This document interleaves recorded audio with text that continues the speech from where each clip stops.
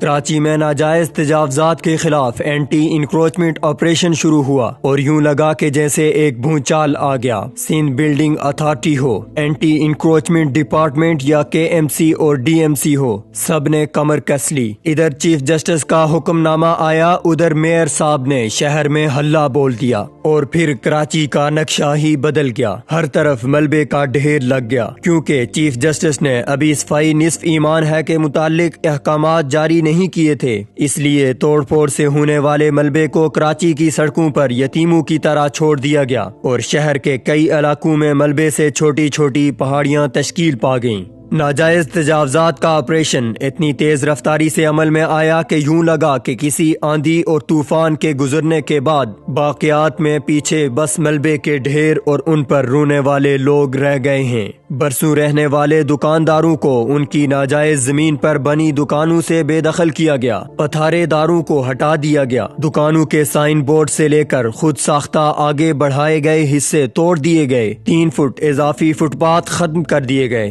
غرض کئی متوسط و غریب طبقوں کے علاقوں سے سب ناجائز تجاوزات کو خس کم جہاں پاک کر دیا گیا۔ یہی وہ میئر کراچی ہیں جو کچھ عرصہ پہلے میڈیا پر فنڈ نہ ہونے کا رونا روتے تھے، جنہوں نے عید الاضحیٰ پر علائش نہ اٹھانے کی وجہ اپنے ماتحت اداروں کی قسم پرسی بتائی تھی، مگر اب ان کے پاس عملہ بھی آ گیا، کرینیں بھی آ گئیں، ڈیزل کے پیسے بھی آ گئے۔ یہ بھی اپنے آپ میں ایک ایسا سوال ہے جو بہت سے سوالات کو جنم دیتا ہے اور ثابت کرتا ہے کہ ہر کام کے لیے اس ملک میں ایک ڈنڈا ضروری ہے، ورنہ نتیجہ صرف انڈا ہی رہتا ہے۔ یہاں اہم بات یہ بھی ہے کہ اس توڑ پھوڑ کے بعد ہونا تو یہ چاہیے تھا کہ اب کراچی میں ناجائز تجاوزات قائم کرنے کی کسی مائی باپ کی ہمت نہ ہوتی، مگر ہوا یہ کہ دوبارہ سے پتھارے لگنے لگے۔ دکانداروں نے بھی نئی نویلی بہو کی طرح اپنے ہاتھ پاؤں پھیلانے شروع کیے اور پھر آہستہ آہستہ کئی علاقوں میں ملی بھگت سے دوبارہ کھچڑی تیار ہونے لگی۔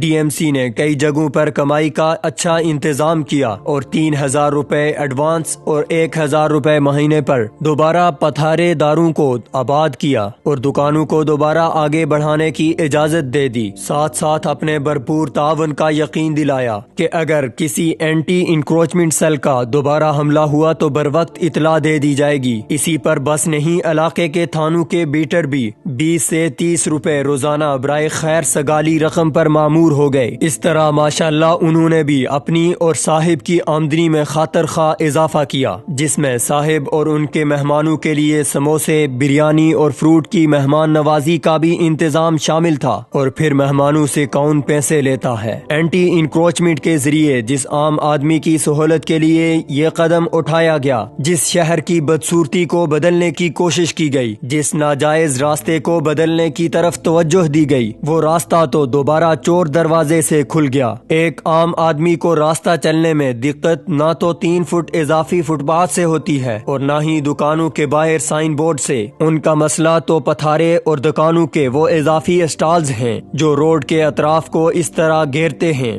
کہ دامن بچا کر اور قدم اٹھا کر چلنا مشکل ہو جاتا ہے۔ ان سب کو تو دوبارہ اضافی آمدنی کے تحت باہمی تعاون سے علاقائی چشم پوشی کے تحت اجازت مل گئی اور اس طرح کچھ عرصے بعد یقیناً ہم وہیں پہنچ جائیں گے جہاں سے سفر کا آغاز ہوا تھا۔ ضرورت اس بات کی ہے کہ جب بھی کوئی ملکی، شہری یا علاقائی ترقی کی کاوش کی جائے، اس کے بعد اس پر کم از کم کچھ عرصے تک کڑی نظر بھی رکھی جائے کہ جو بہتری عمل میں لائی گئی ہے اس پر کتنا عمل ہوا اور وہ عمل کس حد تک قائم رہا۔